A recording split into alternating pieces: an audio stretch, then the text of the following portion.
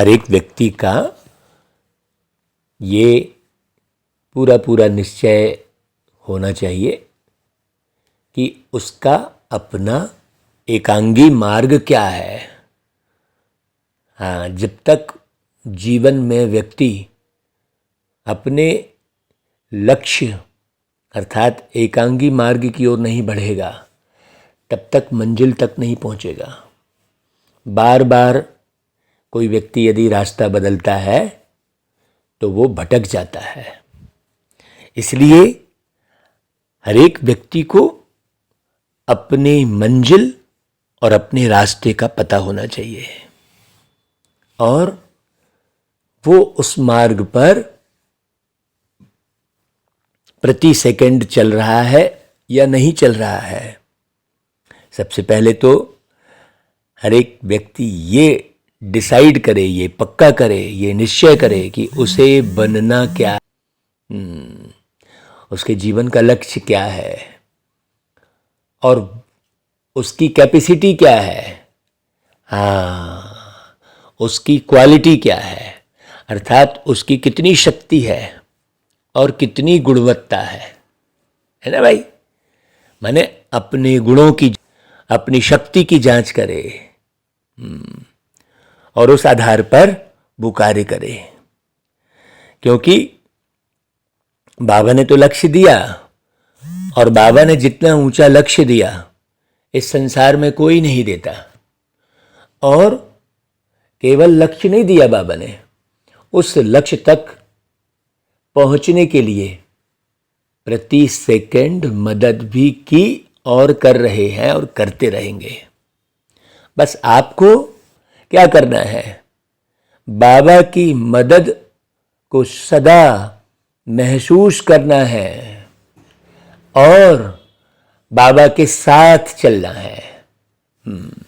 बाबा जो मदद कर रहे हैं उस मदद को लेना है कि नहीं भाई, हमेशा। तो भाई हमारा रास्ता क्या है? हमारा रास्ता है कि काले से हमें गोरा बनना है, श्याम से सुंदर बनना है। सारी दुनिया में श्याम सुंदर का ही गायन है कि नहीं भाई? बाकी और किसी का गायन नहीं है। आप देखो, हाँ, देश विदेश में श्याम सुंदर का ही गायन है। मतलब जो श्याम से सुंदर बनते हैं। ये दुनिया पूरी श्याम बन गई है ना, काली हो गई है। अब जब पूरी दुनिया काली हो गई है तो सुख किसको मिले, है कि नहीं भाई? सुख की तलाश में भाग रहे हैं सब, ये नहीं देख रहे हैं कि भाई हम काले हैं। हाँ, ये नहीं देख रहे हैं। गाएंगे हम काले हैं तो क्या हुआ दिल वाले हैं, ऐसा गाएंगे गीत। मतलब काले हैं ये मालूम है, ऐसा गीत बना है ना भाई, हम काले हैं तो क्या हुआ दिल वाले हैं, ऐसा। लेकिन दुनिया में जो काला और गोरा ये शरीर के साथ है ना भाव जुड़ा हुआ है। हाँ, जबकि काले कारनामे करने वाली कौन है? आत्मा है। आत्मा ही शरीर द्वारा काले कारनामे कर रही है, कोई शरीर थोड़ी काले कारनामे कर रहा है भाई। ये ज्ञान ही नहीं है लोगों को, तो फिर गोरा किसको बनाए? बहुत बड़ी सुंदर सी बात है। इसलिए बाबा बीच बीच में मुरलियों में कहते हैं, बच्चे अभी तुम्हारा ये समय नहीं है कि तुम शारीरिक श्रृंगार में लगे रहो। अभी तुम शारीरिक श्रृंगार में एक सेकंड भी मत गवाओ, एकदम सिंपल रहो। बाबा ने कहा जो सिंपल सो सैंपल। हाँ, अभी तुम शरीर के भान में एक सेकंड भी मत रहो। तो शरीर का श्रृंगार करना टू मच। हाँ भाई, सिंपल सा आपने वस्त्र पहन लिए बढ़िया साफ सुथरे, हाँ सिंपल सा, है ना भाई, एकदम सिंपल ना, है ना। बाबा ने स्नो पाउडर, खुशबूदार चीज़ें, ये सब। अभी हम एक जगह और आश्रम गए थे, वहाँ पर बिल्कुल लिखा हुआ था कि देखो भाई, आप साधना के लिए आए हो, यहाँ आप खुशबूदार चीज़ें लगाओगे, कोई सेंट लगाओगे तो सबका ध्यान उस खुशबू की तरफ जाएगा, है कि नहीं भाई? तो अभी ये सारी दुनिया ही साधना स्थल बनी हुई है। हाँ, बाबा आए हैं साधना कराने। किस बात की साधना कराने? काले से गोरा बनने की साधना। इस दुनिया में और कहीं ऐसी साधना नहीं है। इधर ध्यान लगाओ, उधर ध्यान लगाओ, है तो सांसों में ध्यान लगाओ, वो साधना कराते हैं। तो शरीर को ऐसा झटकाओ तो वैसा करो, है तो नृत्य करो, वो वास्तव में वो थोड़ी साधना है। साधना है अपने अंदर की कालक को मिटाना। तपस्या, तपस्या का अर्थ यह स्या यानी श्यामपना, स्या यानी कालक को मिटाना। भाई कोई भी चीज जो है मिटती किस में है? तपाने में है, गर्म करने में है। हाँ, तो यहां समझ की अग्नि को बढ़ाओ। योग अग्नि मतलब समझ की अग्नि। एक एक पॉइंट को अच्छे से समझो। हाँ, सबसे पहले तो ये समझो कि तुम एक आत्मा हो, एक छोटी सी बिंदी पॉइंट हो, बिल्कुल छोटे हो। जैसे ही आप स्वयं को छोटे समझते हो तो सारे भान खत्म हो जाते हैं। नहीं तो अकड़न जकड़न, मैं ऐसा तू ऐसा, वो तू मैं, और बस ये सब चलता रहता है। तो बाबा कहते हैं मीठे बच्चे, बाबा आए हैं तुम्हें सच्चा सच्चा वैष्णव बनाने। भाई बाबा से आप क्यों मिल रहे हो और बाबा क्यों आए हैं, ये बात भी तो समझ में आनी चाहिए। बस बाबा बाबा, हम बाबा से मिलने गए, ठीक है, इससे थोड़ी लक्ष्य क्या है?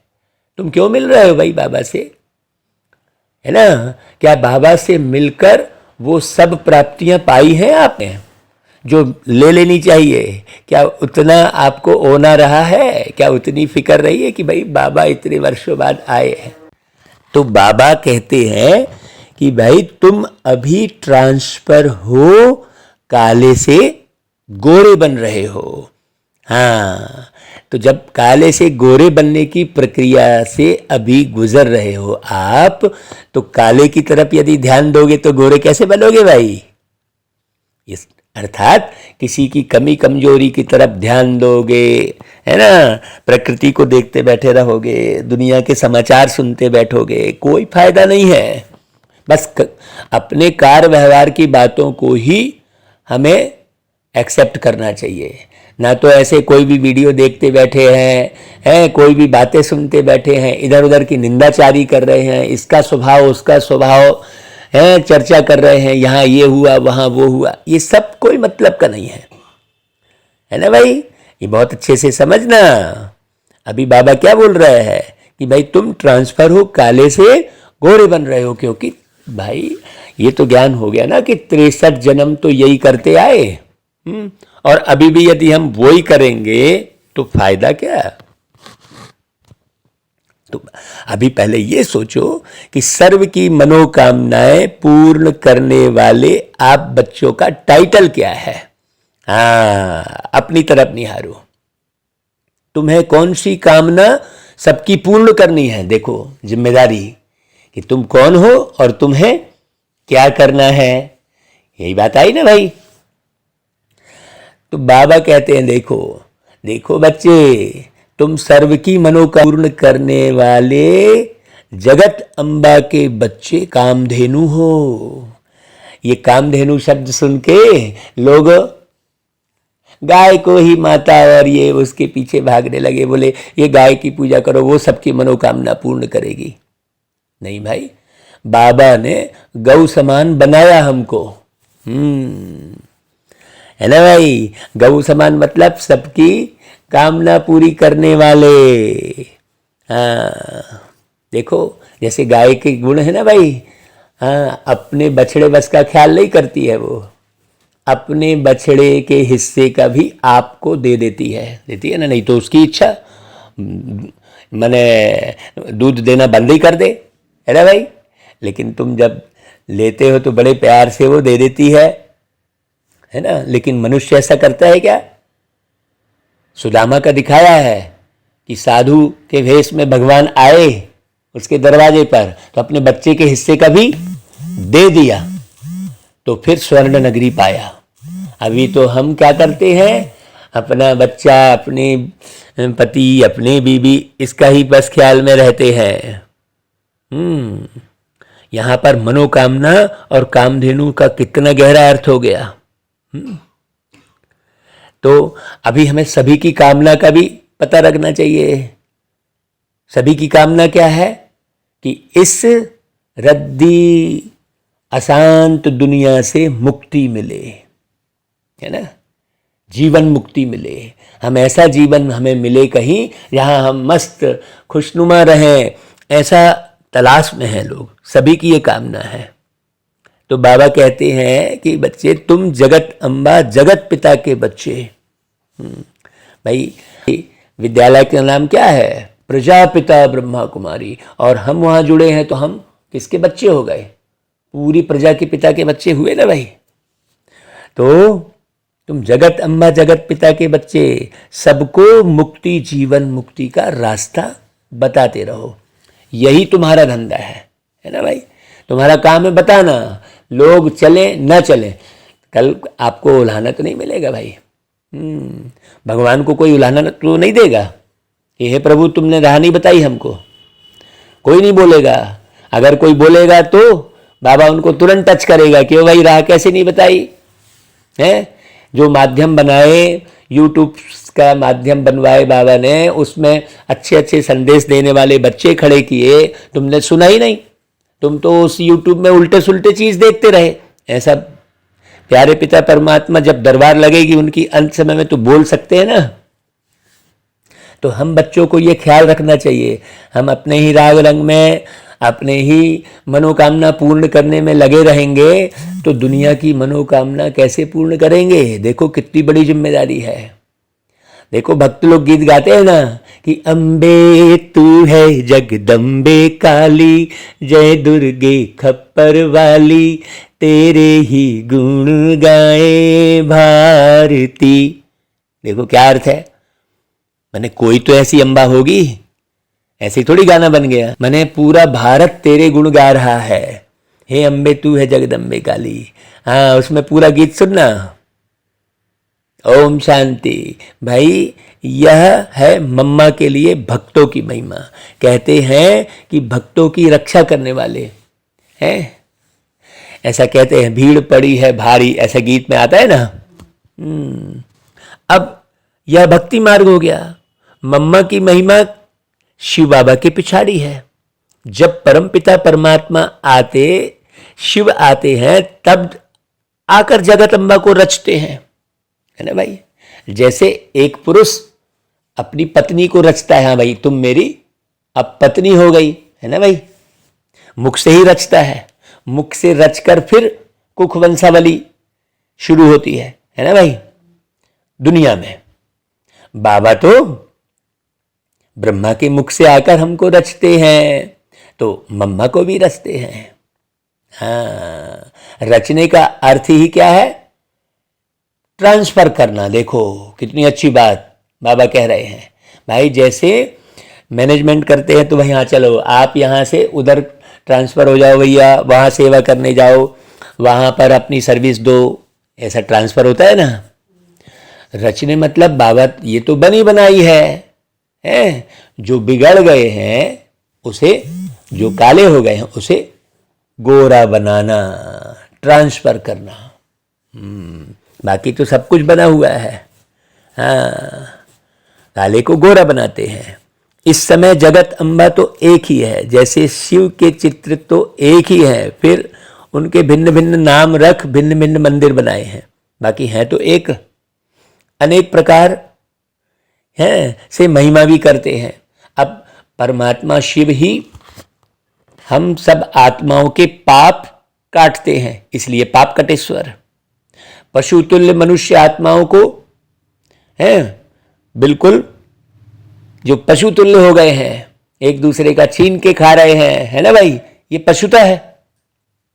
एक दूसरे को दुख दे रहे हैं, ये पशुता है कि नहीं। तो पशु तुल्य हुए मनुष्य को पुनः मानवता सिखाकर फिर देवता बनाते हैं, तो पशुपतिनाथ कह रहे हैं। हाँ, महाकालेश्वर कहते हैं। महाकाल यानी काल यानी समय, माने समय को महान बनाने वाले। अब लोग महाकाल का अर्थ कुछ और भी ले लेते हैं।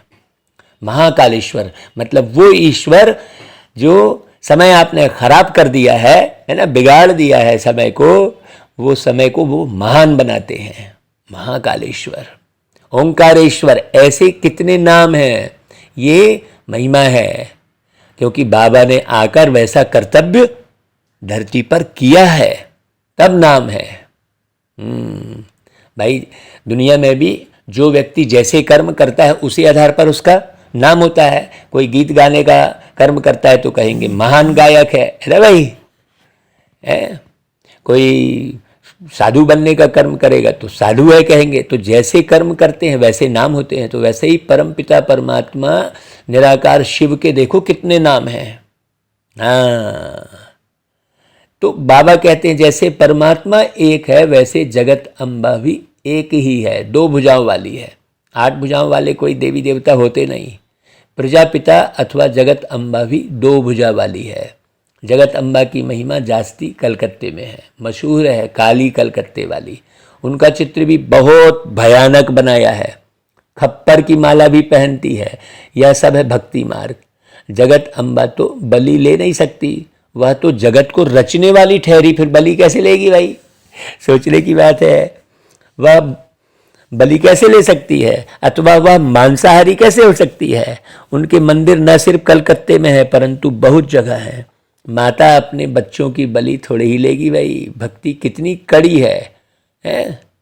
उन्हों को कोई बैठ समझावे कि जगत अम्बा का ऐसा भयानक रूप होता ही नहीं, न ऐसी वो बलि लेती है। उनमें भी एक है वैष्णो देवी, दूसरी है मांसाहारी।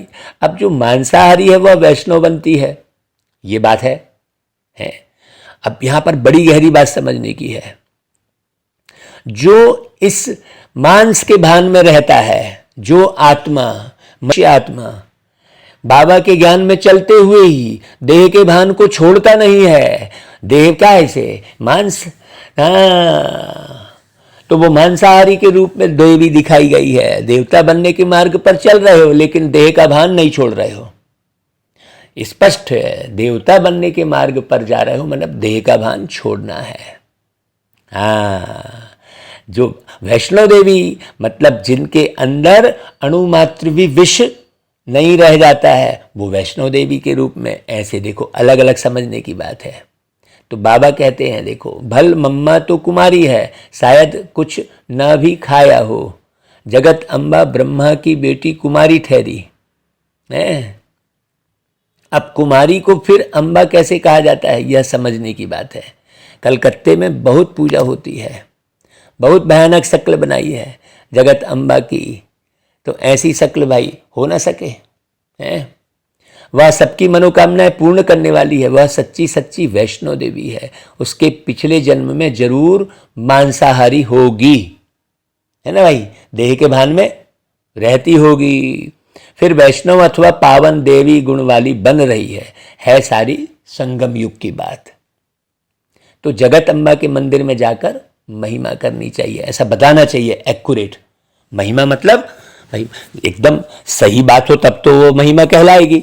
अब कुछ भी कह दिए वो थोड़ी महिमा कहलाएगी भाई। किसी को हम उल्टा सुल्टा कह रहे हो वो महिमा थोड़ी कहलाएगी, है? सोचने की बात है भाई। तो बाबा कहते हैं पहले बताना है निराकार आत्माओं के पिता भी एक ही है, बाप। फिर साकार प्रजापिता ब्रह्मा भी एक है। ब्रह्मा की बेटी सरस्वती भी एक है, वह कभी बलि आदि नहीं लेती। पहले सुंदर थी, अब सांवरी है, फिर सुंदर बनेगी। तो सारा कुटुंब भी सुंदर बन जाएगा। बहुत जगह अम्बा को 2 भुजा वाली ही दिखाते हैं। समझाने से कोई तो समझ भी जाएंगे और कोई तो फिर झगड़ा भी करेंगे। हाँ, जो नहीं समझेगा वो जमाने भर के कुतर्क करता है। नहीं समझने वाला बच्चा ही क्या करता है, कई किस्म के कुतर्क करेगा। और जो समझ जाएगा ना वो बहुत अच्छे से समझता है। हंगामा करने में देरी नहीं करते हैं, तो समझाने में बहुत होशियार चाहिए। हाँ, बहुत स्थिर चाहिए। हाँ, बिदक गए जरा से में अपने आप को जो है किनारा कर लिए तो वो थोड़ी समझा पाएगा। नहीं, बाबा कहते देखो तुम बच्चे हो कल्याणकारी। मम्मा बल पहले कलकत्ते में गई थी, परंतु ऐसी मुरली नहीं चली थी। जगत अम्बा है एक, तुम अनेकानेक बच्चियां हो। नाम तो एक का होगा ना, एक के ही अनेक मंदिर बनाए हैं।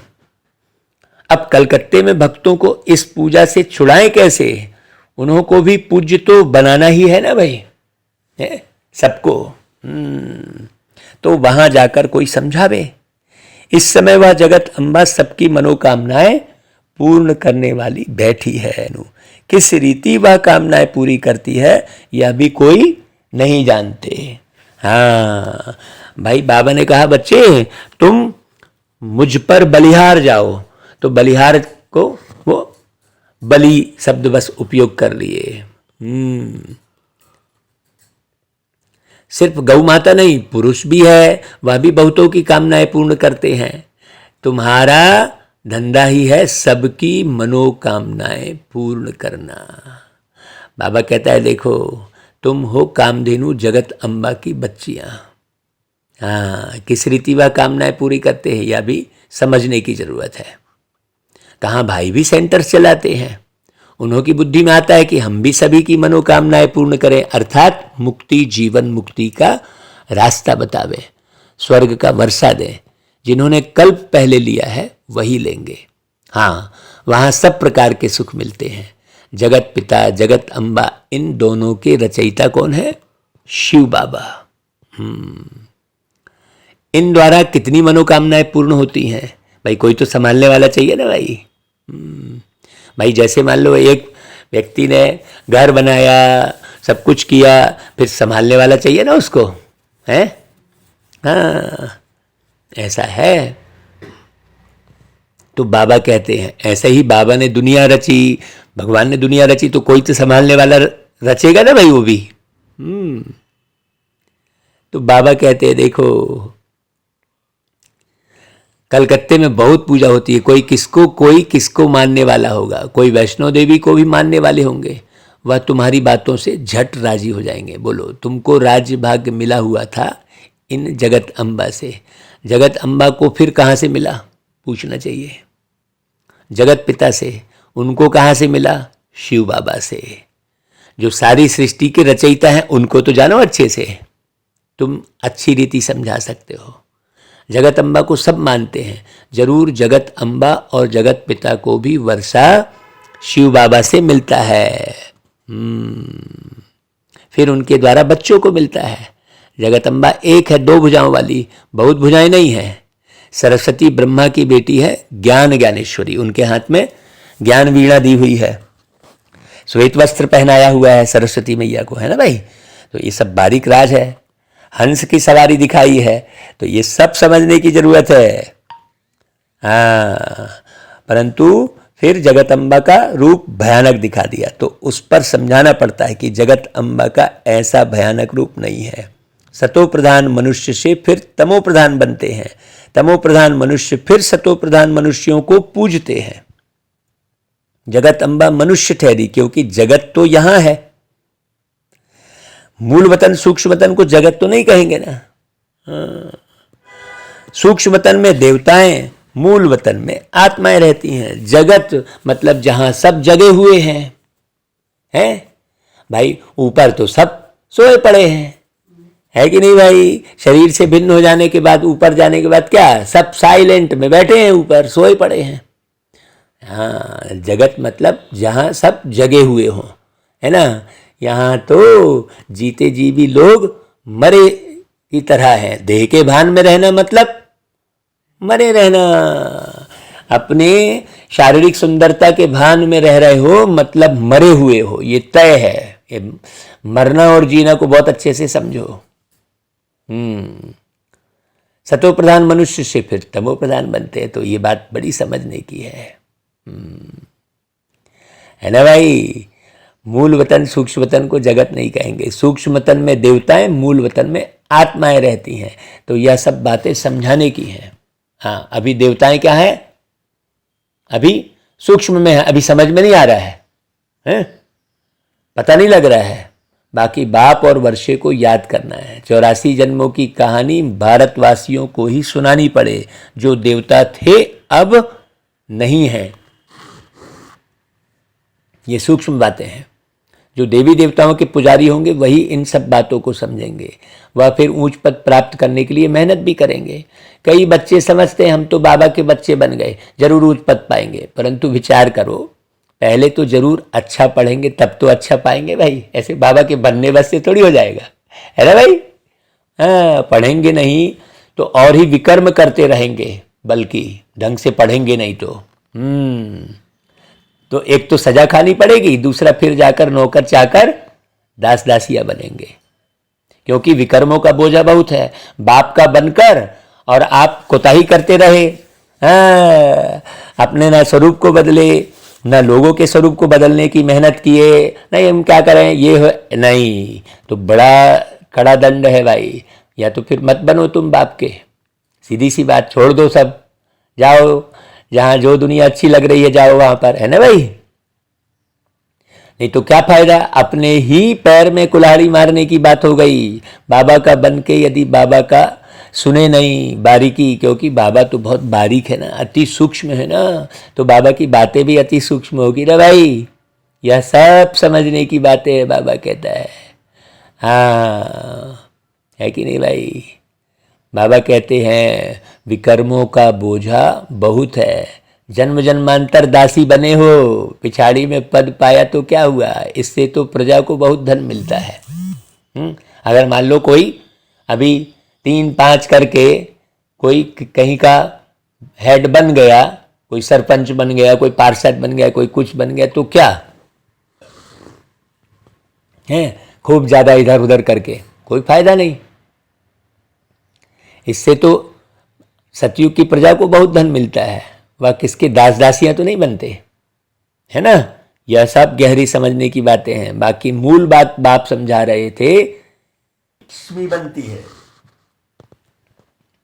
लक्ष्मी का मंदिर बड़ा या वैष्णो देवी का मंदिर बड़ा भाई, महिमा किसकी बड़ी है, वह है ज्ञान ज्ञानेश्वरी। लक्ष्मी को ज्ञान ज्ञानेश्वरी नहीं कहेंगे, इसलिए महिमा ज्यादा किसकी है, जगत अम्बा की है। जगत अम्बा की पूजा सारे समय होती है, लेकिन लक्ष्मी की पूजा साल भर में एक बार ही होती है। बहुत गहरी बात समझना दीपावली के दिन। क्यों, क्योंकि लक्ष्मी ज्ञान ज्ञानेश्वरी नहीं है, लक्ष्मी एक युग की जो है विश्व महारानी है बस। हाँ, राजराजेश्वरी। हाँ, तो कहा भी जाता है कि भाई राजा पूज्यते राज्ये और ज्ञानी सर्वत्र पूज्यते, ये लिखा है। मतलब जो ज्ञानी है वो उसकी पूजा सारे विश्व में होती है, लेकिन राजा की पूजा केवल उसके राज्य तक सीमित होती है। तो बड़ी कोई ज्ञान ज्ञानेश्वरी मैंने बड़ा कौन कहलाया भाई, ज्ञानी। कल ही एक जन से ये चर्चा चल रही थी कि भाई देखो ज्ञानी की पूजा सब करते हैं। हमने कहा देखो भाई, हम जो है जब जो भागवत ज्ञान यज्ञ करते हैं उसमें व्यास गद्दी पे बैठते हैं तो बड़े बड़े विधायक मंत्री तक भी आकर चरण पकड़ते। क्यों, ज्ञानी सब जगह पूजा जाएगा भाई। हाँ, जिस राजा की सब लोग पूजा करते हैं वो राजा ज्ञानी की पूजा करता है ना भाई। है बहुत गहरी बात। तो बाबा कहते हैं बड़ा मेला भी जगत अम्बा का लगता है, लक्ष्मी को दीपमाला पर घर में बुलाते हैं। यह है आत्माओं का परमात्मा के साथ मेला। इन बातों को कोई मनुष्य नहीं समझते, समझाने वाला बड़ा होशियार चाहिए, जो युक्ति से प्यार से काम चलावे। जो कोई भी समझ जाए तो बरोबर यह ठीक समझाते हैं। श्री लक्ष्मी कितनी सुंदर थी। लक्ष्मी नारायण की जो इतनी पूजा है वह भी पक्के वैष्णव हैं। जगत अम्बा भी वैष्णव है। बाप ने उन्हें राजयोग सिखलाकर मनुष्य से देवता बनाया है। ये राज किसी को मालूम नहीं है, यही बात तो बतानी है सबको। तुम्हारी पूजा अभी नहीं हो सकती क्योंकि शरीर तो पवित्र नहीं है ना भाई। तुम संपूर्ण बन जाते हो तो तुम्हारा शरीर फिर बदल जाता है, तब तुम पूजा लायक बनते हो। वास्तव में सन्यासियों को पूजना नहीं चाहिए, आजकल तो शिव हम कह बैठ पूजा कराते बैठे रहते हैं। उनमें भी एक मठ है जो अपनी पूजा नहीं कराते हैं। अब शिव तो है निराकार, वह अपनी पूजा कैसे करावे? देखो, शिव बाबा इनमें आते हैं तो अपनी पूजा थोड़े ही कराते हैं। बाप तो आकर पुजारी से पूज्य बनाते हैं, कोई अपनी पूजा कराते थोड़ी बैठे हैं। पूजा करना कैसे सिखलाएंगे? शिव बाबा कुछ भी करने नहीं देते, कहते हैं राम राम भी मुख से नहीं कहो, केवल बाबा को याद करना है। याद करना कोई जाप नहीं है कि तुम बाबा बाबा रटते रहो। याद करना मतलब बाप के समान बनना, बाबा जैसा डायरेक्शन दे रहे हैं वैसा चलना। हाँ, बच्चे बाप से वर्षा लेते हैं, बच्चा थोड़ी ही बाप का जाप करेगा है? लौकिक में भी थोड़ी जाप जपेगा। तुमको भी जाप नहीं जपना है। जाप और याद में रात दिन का फर्क है। अब तुम कोई भी मंत्र लेकर आधे घंटा तक उसको रटते रहे, वो आधा घंटा वास्तव में तुमने क्या किया? बिल्कुल खराब किया। वो आधा घंटा स्वयं के निर्माण में लगाओ तो कितने आगे बढ़ोगे, है ना भाई? बाबा निर्माण करने आया है। पॉइंट्स तो ढेर नई नई मिलती रहती है समझाने के लिए। यह भी जरूरी बात है कि यह भी बाप है, इनसे मिलता है बेहद का वर्षा, और लौकिक बाप से मिलता है हद का वर्षा। हाँ, इस पारलौकिक बाप ने कल पहले भी वर्षा दिया था, अब फिर देने आए हैं। बुद्धि में सारा ज्ञान फिरना चाहिए जिससे मनुष्य देवता बन जाए। देखो, ज्ञान मार्ग में समझाने की बड़ी मेहनत चाहिए। कई तो ज्ञान सुनते सुनते क्या हो जाते हैं? थक जाते हैं। अरे कितना सुने, बहुत हो गया भाई। जो बहुत हो गया कौन बोलेगा? जिसकी बुद्धि में कचरा भरा हुआ होगा, तो वो क्या होगा? वो थक जाएगा, वो कहेगा अरे बाप रे इतना लंबा नहीं सुनना भैया मेरे को, ऐसा वो भागेगा वहाँ से। हाँ, और जिसकी बुद्धि खाली रहेगी वो बहुत लगन से मगन से सुनेगा भी और सुनाएगा भी और बनेगा भी उसी होने से। हाँ, केवल सुनेगा सुनाएगा नहीं। तो बाबा कहता है मेहनत करो जिससे मनुष्य का जीवन क्या हो जाए? हीरे जैसा बन जाए। दुखी तो बहुत है ना भाई, सारी दुनिया में एक दो में लड़ते ही रहते हैं। बाप आकर ईश्वरी संप्रदाय बनाकर फिर दैवी संप्रदाय बनाते हैं, इसलिए लड़ाई झगड़े की तो बात ही नहीं है। माने बिल्कुल ज्ञान नहीं है जो यहाँ आकर भी पार्टीशन कर रहा है, लड़ाई झगड़ा कर रहा है, उसके पास तो जाओ ही मत। क्योंकि वो दुनिया से भी गया बीता है ना भाई? हाँ, जो बाबा के ज्ञान यज्ञ से जुड़कर भी मेरा तेरा में लगा हुआ है, ये मेरा एरिया, ये तेरा एरिया, वो फलाना वो ठिकाना, वो उसके पास तो जाओ ही मत, वो तो दुनिया से भी गया बीता है। बहुत अच्छे से समझना। बाबा स्पष्ट कह रहे हैं, लड़ाई झगड़े की तो बात ही नहीं है। ईश्वरी दरबार में कोई आसुरी रह न सके, बाबा उनकी तरफ ध्यान ही नहीं देंगे। ऐसे लोगों से बिल्कुल दूर रहना चाहिए। बाबा बहुत गहरे इशारे हमेशा देते हैं। मूत पलीती कपड़ों को यहाँ बैठने का हुक्म ही नहीं है? बाप समझाते रहते हैं, बच्चे कभी आपस में लड़ना झगड़ना नहीं। हाँ देखो, मूत पलीती को यहाँ बैठने का हुक्म ही नहीं है। उसमें दिखाया भक्ति मार्ग में कि लक्ष्मी अमृत बांट रही थी तो वहाँ बैठे थे, तो फिर विष्णु ने क्या किया? उसे हटा दिया। मतलब जो विष्णु बनने के मार्ग पर है वह ऐसे लोगों से दूर रहे। वो भाई उससे कोई नफरत नहीं करनी है ना, उसके बारे में कोई उल्टा सुल्टा सोचना है, बस दूर रहो। हाँ, बाबा कहते हैं सतगुरु का निंदक ठौर ना पाए, यानी सतयुग में ऊंच पद नहीं पाएगा वो। देखो बाबा ने अर्थ बता दिया, सतयुग का निंदक ठौर ना पाए मतलब यहाँ की बात थोड़ी है। हाँ, सतगुरु जो स्वर्ग का मालिक बनाते हैं उनकी निंदा करे तो ऊंच पद पा ना सके। यह है सारी बात संगम युग की। यहाँ पर आप निंदा करोगे अर्थात उल्टा सुल्टा काम करोगे, लड़ोगे झगड़ोगे, तो वहाँ सतयुग में आपको कुछ नहीं मिलेगा। अब बाबा ने बात यहाँ बताई, परंतु वह सब अपने ऊपर ले गए हैं और मनुष्यों को डराते रहते हैं। यहाँ तो पूरा पवित्र बनने की बात है भाई। वहाँ तो डराते हैं कि भाई तुम रात को सोओगे तीजा के दिन तो अजगर बन जाओगे। अरे ऐसा थोड़ी है कुछ। वह गुरु कर लेते हैं लेकिन पवित्र नहीं बनते हैं। दुनिया में लोग, गृहस्थी को गुरु बनाने से कोई फायदा नहीं। यह है प्रजा का राज्य, फिर दैवी राज्य बनाने वाला समर्थ चाहिए। बहुत गहरी बात समझना भाई। गृहस्थी को गुरु बनाने से कोई फायदा नहीं, बाबा ने कहा है ना। तो भाई सारे गृहस्थी हैं, सब अस्थि रूपी ग्रह में बैठे हैं, है कि नहीं भाई, और उसी के भान में है। सब अपने अपने नाम रूप के भान में है। बाबा आए हैं आसुरी दुनिया को दैवी बनाने। दैवी धर्म की स्थापना हो जाएगी, बाकी सब धर्म वाले खत्म हो जाएंगे। कहते हैं भगवान आकर फल देंगे। इससे सिद्ध होता है कि कोई भी निर्वाण धाम में जा नहीं सकते। भाई फल कहाँ मिलेगा, यहाँ ही मिलेगा ना, ऊपर थोड़ी फल मिलेगा कोई।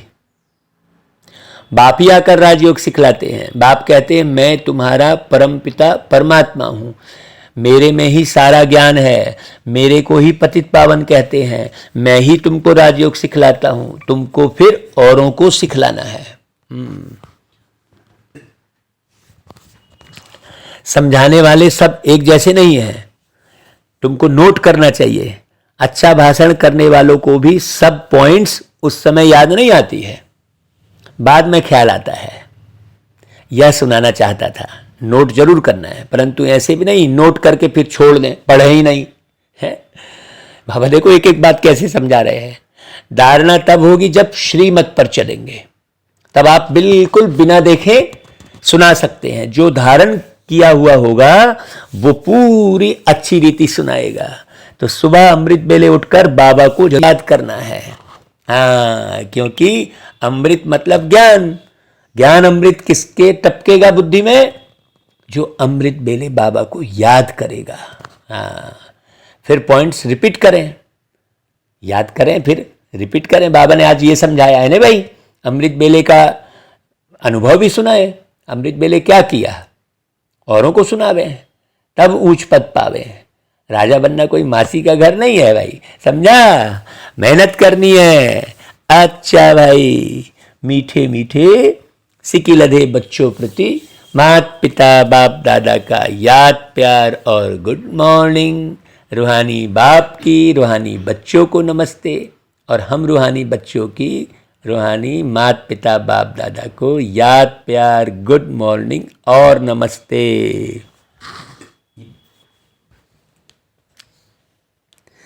अच्छा भाई, फिर धारणा के लिए मुख्य सार सुनो बहुत अच्छे से। पहली पॉइंट, पूज्य बनने का पुरुषार्थ करना है, अपनी पूजा नहीं करानी है।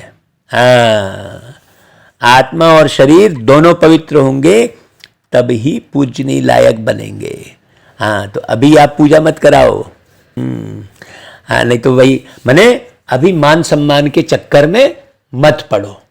पूजा नहीं कराओ का मतलब, हाँ, उस चक्कर में मत पड़ो। नहीं तो मान सम्मान के लिए ही जाता है व्यक्ति, हाँ वहाँ जाएंगे ना बहुत अच्छा लगे, क्यों? क्योंकि वहाँ पूछताछ होगी। हाँ, मानेंगे खूब तो वहाँ अच्छा लगेगा, और बाकी सब जगह अच्छा नहीं लगेगा। नहीं, बाबा की याद में आप रहेंगे, अपने निर्माण में रहेंगे, तो आप सदा खुश रहेंगे। यदि आप जरा भी अपनी खुशी खो रहे हैं, मतलब आप बाबा की याद में नहीं हैं और न स्वनिर्माण में हैं।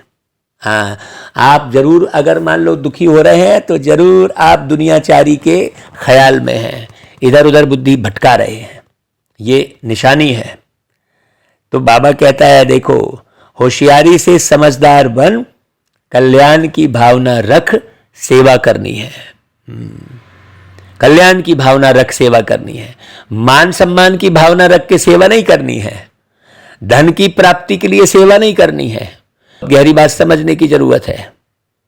हाँ, दैवी गुणों वाला सच्चा वैष्णव बनना है। अच्छा भाई, वरदान, परमात्म प्यार में धरती की आकर्षण से ऊपर उड़ने वाले माया प्रूफ भव। देखो कितना सुंदर वरदान।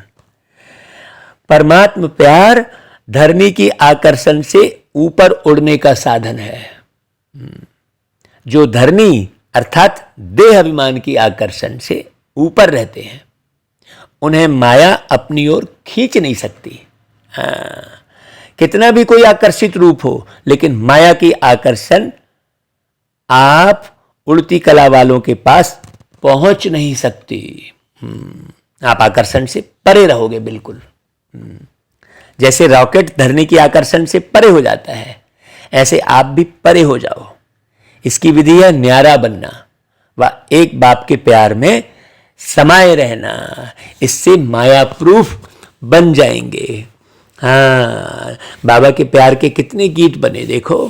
हाँ, ओ बाबा मुझे तुम कितना प्यार करते हो, कल्प से बिछुड़े बाबा आकर के मिलते हो।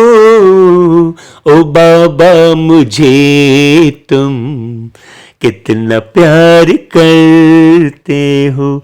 ये बाबा के प्यार का अनुभव निरंतर जो बच्चा करेगा वो कभी ज्ञान और योग से नहीं छूटेगा। हाँ, ऐसे नशा चढ़ेगा, बाबा के प्रेम के आंसू बहेंगे कोरों से। बहुत ऊंची बात है।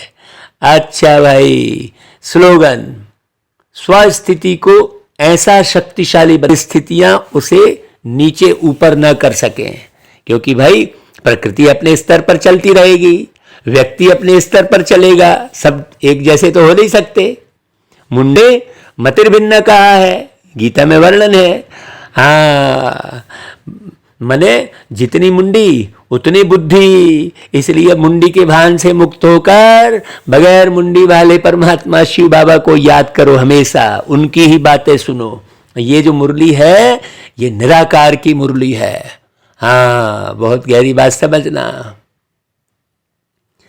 तो भाई आज जो है अनमोल ज्ञान रत्न और कुछ पॉइंट जुड़ी हुई है और खजाना मिल रहा है भाई, सुनो। ज्ञान की खुशी का फाउंडेशन अथवा थुर है ना। ज्ञान ही खुशी का फाउंडेशन है। ज्ञान, जितना ज्यादा ज्ञान होगा उतना ही खुशी मजबूती से आपके पास रहेगी। हाँ, सदा खुश है इसका मतलब आप पूरा समझे हुए हैं, नहीं तो ये ऐसा क्यों वैसा क्यों इधर क्यों उधर क्यों में पड़े हैं। जब भी ऐसा क्यों वैसा क्यों इधर क्यों उधर क्यों में आए, अब मुरली आप पढ़ लो, सारा उत्तर मिल जाएगा। इधर उधर मत भागो, किसी से मत पूछो। हाँ, आपको एक ही उपाय बताते हैं, आप अमृत बेले उठो और बाबा की अव्यक्त वाणियां व्यक्त वाणी कोई भी अच्छी रीति पढ़ लो, तो आपको सारे प्रश्न का जवाब मिल जाएगा। ऐसा क्यों वैसा क्यों, अगर अच्छी रीति पढ़ोगे तो। हाँ, तो ज्ञान ही खुशी का फाउंडेशन अथवा थुर है, जिस फाउंडेशन पर ही सारे जीवन रूपी झाड़ का मदार है। अगर फाउंडेशन पक्का नहीं है तो वह खुशी अल्पकाल के लिए हो सकती है। आज खुश, कल फिर मूंझ रहे हो, फिर सबकी बुद्धि को खराब कर रहे हो, फिर सबका समय खराब कर रहे हो। आप कहीं गए तो आप नाखुश हो रहे हो, मतलब आप ढेर सारे लोगों का समय खराब कर रहे हो, ढेर सारे लोगों की बुद्धि अपनी तरफ खींचकर उन्हें बर्बाद कर रहे हो। बहुत बड़ा जो है पाप कर्म हो जाता है खुशी को खोना। इसलिए अपनी खुशी गवाओ नहीं। और खुशी कहां पर केंद्रित हो? प्यारे बाबा पर। भाई बाबा मिला, इससे ज्यादा कुछ और चाहिए ही नहीं। हाँ, जैसे मायावी मनुष्य कहते हैं कि हम खुशी में हैं क्योंकि हमारे पास सब धन पदार्थ मौजूद हैं, परंतु हम जानते हैं कि उन्हें सर्वदा के लिए स्थायी खुशी नहीं रह सकती। क्यों? क्योंकि उन्होंने पास ज्ञान का फाउंडेशन ही नहीं है। वो वस्तु व्यक्ति वैभव के साथ खुशी जोड़े हुए हैं, है नहीं भाई? बड़ी गहरी बात समझने की है। या तो ऐसे ही हुआ जैसे कोई साहूकार किसी फल का माल निकाल आपे ही खा लेवे और उसका छिलका फेंक देवे। जैसे कोई गरीब उठा ले और उसे देख खुश हो जाए कि हमारे पास भी माल है, परंतु वास्तव में माल मालिक खा जाता है ना भाई? तो बहुत गहरी बात समझना। वैसे हम इन अल्पकाल मायावी सुखों को तुच्छ समझ इस अविनाशी ज्ञान से ईश्वरीय स्थायी अतीन्द्रिय सुख को प्राप्त कर रहे हैं, और वे फिर अल्पकाल क्षणभंगुर सुख देने वाली माया को, जिसमें वास्तव में कोई सुख नहीं है, उसके पिछाड़ी चटक उसकी रसना ले उसमें ही सुख समझ बैठे हैं, और इसी घमंड में रहते हैं कि हमारे पास भी कोई माल है। छिलके को माल समझ रहे हैं, गरीब हो गए हैं, है ना भाई। हाँ, अब गरीब नवाज का अर्थ बहुत अच्छे से समझ में आ गया भाई। इस जो है ज्ञान रत्न जो दादियों की पुरानी डायरी से निकाला गया है। अच्छा भाई, ओम शांति। जितना ज्यादा ज्ञान बढ़ाओगे उतना मस्त जीवन बिताओगे, बिल्कुल खुशनुमा रूहानी जीवन, देह से अलग। हाँ भाई, किसी भी चीज से अलग होकर उसको संभाला जा सकता है अच्छे से। किसी भी चीज पर बैठकर और उसे नहीं संभाला जा सकता। बड़ी गहरी बात समझने की है। चलो भाई, ओम शांति।